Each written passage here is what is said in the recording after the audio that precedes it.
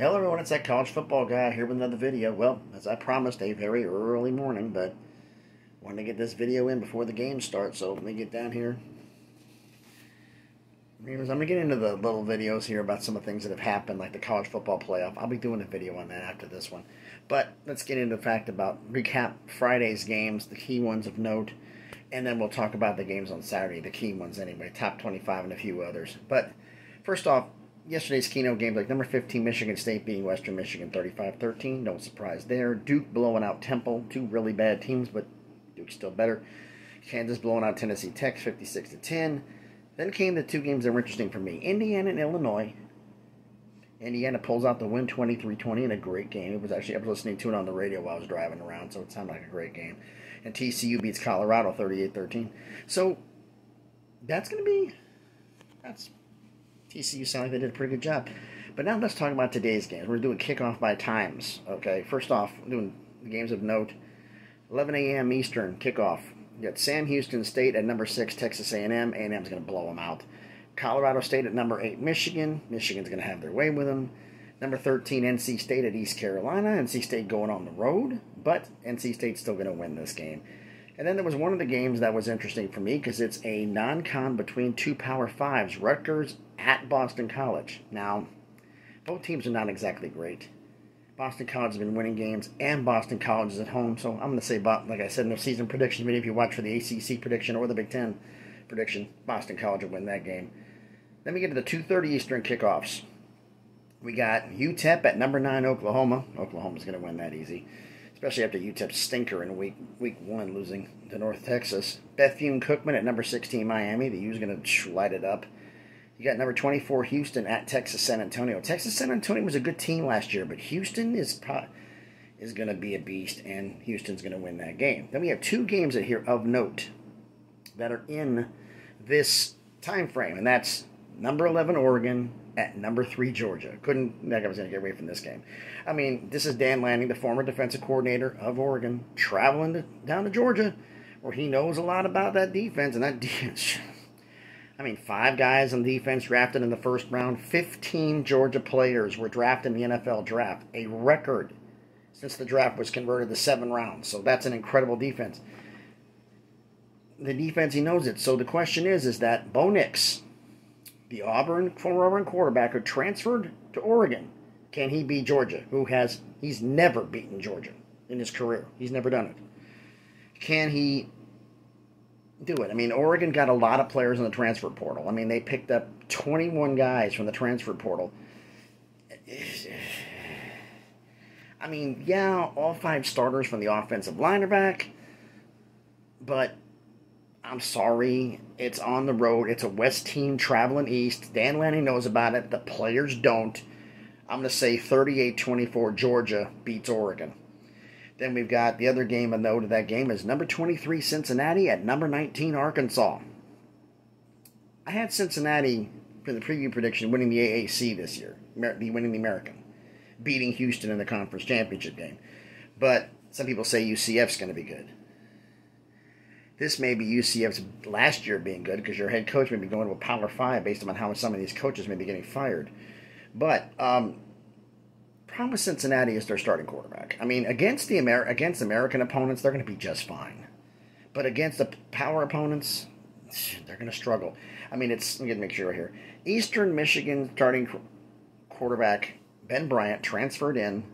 It's either him or Evan Parker is going to be a starter, and they may not announce this till game time. So, but folks,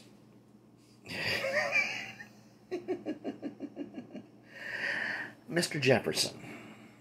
I'm going to be respectful and say Mr. Jefferson is going to light these guys up for what he's going to do. The problem is Arkansas, is they going to be able to...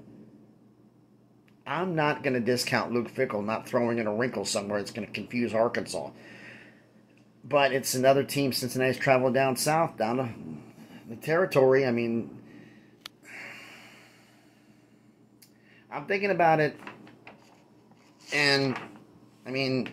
I'm looking at my notes here real quick.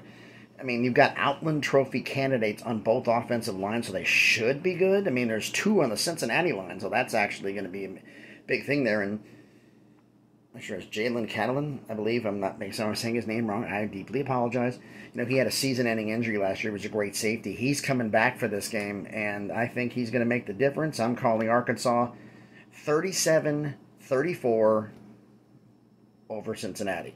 Cincinnati's going to come back late in the fourth quarter because Arkansas seems to have a tendency to take their foot off the gas. Cincinnati march back up, but they'll hold on to win that game.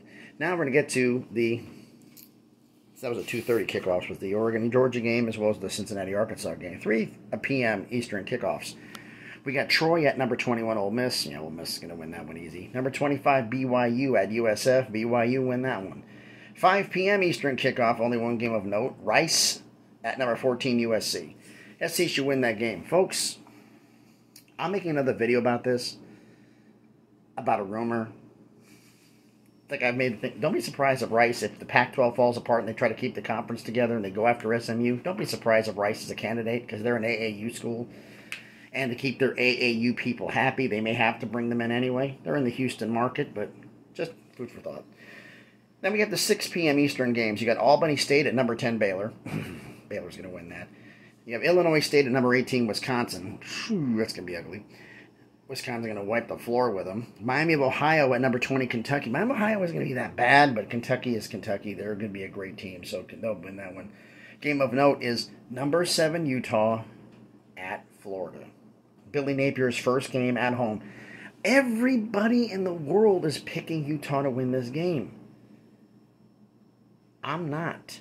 I did a prediction video at the start of the season. I said Florida was winning this, and I'm not backing off. I mean, you have Cam Rising is an incredible quarterback. I mean, I'm going to down here. 30 points, 37.3 points, 446 point yards per game against Pac-12 opponents. But as you watch the video, the Pac-12 absolutely sucks. So that's not exactly saying a lot. I mean, but the reason I picked this, I didn't put this in the prediction video. When I did the Pac-12 prediction or the SEC prediction, why I picked Florida to win. There was comments made, it was on attributed to to players on the secondary of Utah, who said, quote, season's going to have a great, can't wait to start this season. It's going to be great. Can't wait to play Arizona, can't wait to play at Arizona State undefeated.